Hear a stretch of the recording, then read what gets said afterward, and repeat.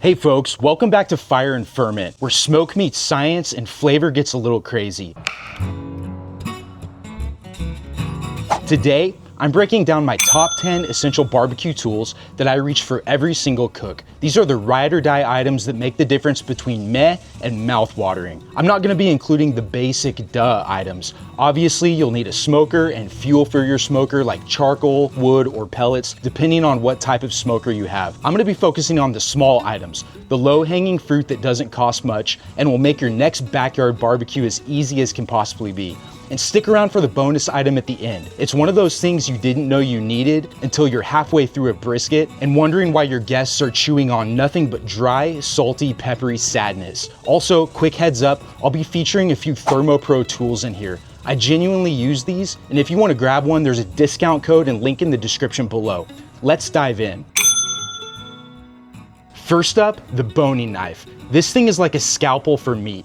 Whether I'm trimming silver skin off a pork shoulder or getting surgical with a rack of ribs, I need that narrow blade and flex. It's not just about aesthetics either. It's about even cooking. Fat cap too thick, you're gonna get uneven bark. Missed a membrane? Say goodbye to bite through ribs. This knife keeps me honest. And best of all, you don't have to go too expensive with this. I included a link in the description below for the one I use. Don't get me wrong, you can get pricier ones, but this thing cuts through so much meat that it's gonna get dull with time. And at that point, I just buy another one every 1 to 2 years. Now, once your meat's smoked to perfection, you need a slicing knife that glides like butter on a hot skillet. I use a long scalloped edge slicer, great for brisket, turkey breast. I even use this to slice bread. It's the difference between restaurant quality presentation and I hacked this up with a steak knife I found in the drawer. And again, this thing isn't expensive. Check out my link below. I replace this probably every 1 to 2 years as well.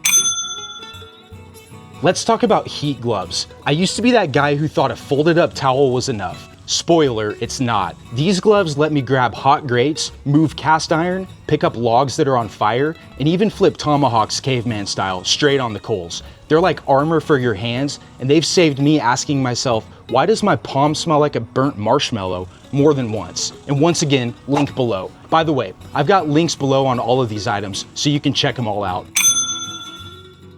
I go through nitrile gloves like a brisket goes through a stall. They keep things clean, especially when handling raw meat, saucing ribs, or shredding pork. But here's the pro move, glove liners underneath. Your hands stay cool, dry, comfortable, and you don't feel like you're prepping for surgery every time you cook. Plus, you can peel off the nitrile layer and still have clean hands for plating or filming. These glove liners are super cheap, and I buy a pack of them. They last me 1 to 2 years before I have to replace a pack. Game changer.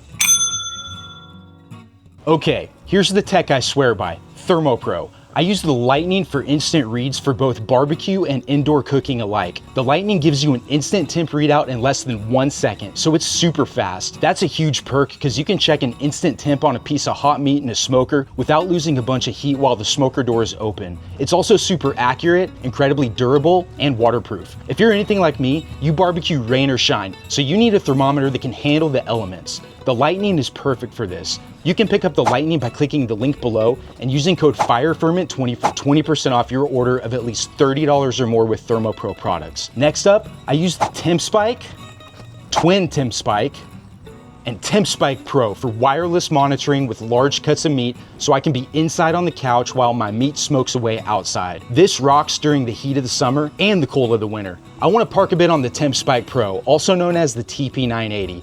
This bad boy comes in the 2-probe version as well as the 4-probe version. I use the 4-probe version, and this thing uses not just Bluetooth, but also Wi-Fi technology, where it'll upload your cook data to the cloud, and you can access data from your smart device anywhere in the world. So set your smoker in the morning, take a day trip 3 or 4 hours away, come back for dinner, and you haven't lost connection with your cook the whole time. If you're interested in the TP980, you can click the links below. Use code 2probe10 for the 2-probe option and receive $10 off your order. For the 4-probe model, use code FIREFERMENT980 to receive 10% off of your order. Last but not least, I use the IR thermometer for surface temps, which is super convenient when I'm working the griddle. Whether I'm checking the crust on a smash burger or dialing in the ambient temp of my offset smoker, these tools give me confidence. No more guessing, no more I think it's done, panic. Just data. Your meat deserves precision. Ever tried checking your smoker at 2 a.m. with one hand holding a flashlight and the other juggling a brisket? Yeah, don't. A headlamp is clutch. It's not glamorous, but it's functional. Whether I'm tending fire or checking temps in the dark, it keeps me hands-free and focused. Bonus, you look like a barbecue ninja or a miner. Either way, you're getting the job done. This one's for the pyro in all of us. A grill torch isn't just fun, it's efficient. I use it mainly to light charcoal fast. On rare occasions, I've even used it to finish a steak with a little extra sizzle and put some added sear on there. It's like giving your cook a flamethrower finale.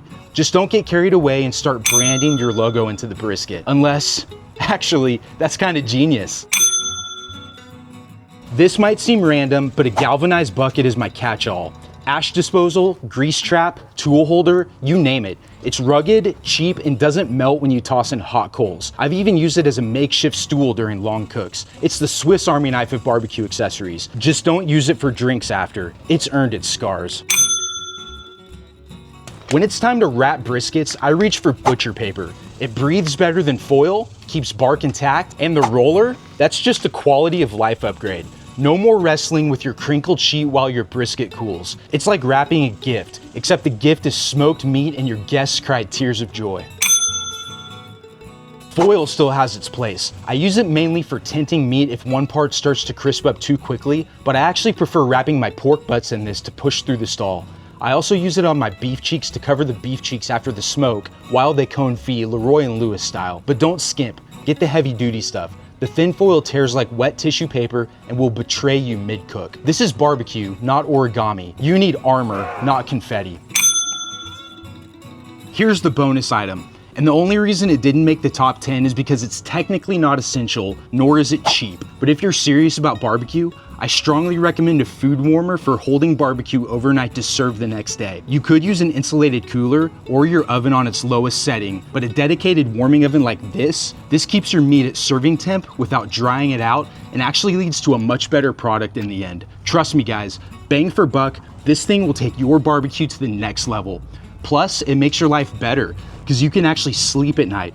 Barbecue actually benefits from like a 17-hour hold overnight, so I run my offset smoker during the day, hold my meat overnight, then serve it the next day, which is perfect. It absolutely shines when resting briskets. All the big dogs are holding their briskets in warmers for a reason. It also rocks at holding something like ribs while the rest of the food items catch up before serving. Or it's helpful for staging food for a party. Just frees up space in your oven and your kitchen. It's the final step in the cook, and it's just as important as the fire. Trust me, don't skimp on this. So there you have it, folks. My top 10 barbecue essentials plus one bonus item that'll improve your cook. These tools help me stay consistent, efficient, and just a little bit smug when everything turns out perfect. Drop your favorite barbecue tool in the comments. Maybe there's something I need to add to my arsenal. And if you liked this breakdown, hit that like button, subscribe to the channel, and share it with your fellow fire wielders. Whether you're cooking for a crowd or just chasing that perfect bark, the right tools make the journey smoother. Stay smoky, stay sharp, and I'll see you guys next time on Fire and Ferment.